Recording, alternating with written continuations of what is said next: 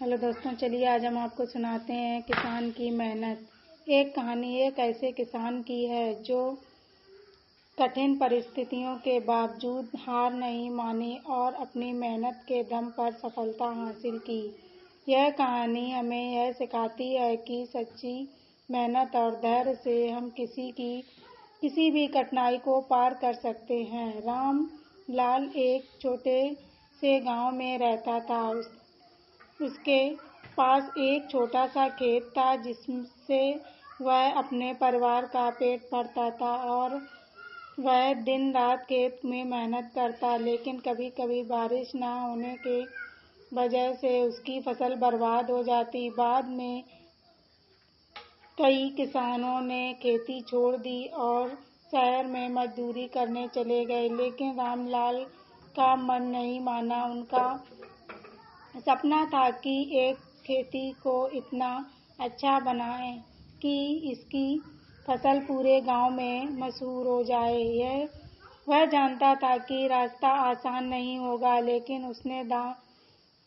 उसने ठान लिया था कि चाहे कुछ भी हो जाए, हार नहीं मानेंगे। एक साल गांव में भयंकर सूखा पड़ा, खेतों में पानी नहीं था और सरकार की ओर से कोई सहायता नहीं मिली। रामलाल के पास थोड़ी बहुत बचत थी, वह भी खत्म हो गई। गांव के लोग बोले, रामलाल अब खेती छोड़ दो, यहाँ नहीं कुछ रखा, लेकिन रामलाल ने उनकी बातों को अनसुना कर दिया। उसने नई तकनीकों के बारे में सीखा और एक गांव के पुराने कुएं को खुदाई करके पानी का इंतजाम किया। उनसे कम पानी में उगने वाली फसलें लगाईं, जैविक खाद का इस्तेमाल किया। धीरे धीरे उसकी मेहनत का असर दिखने लगा।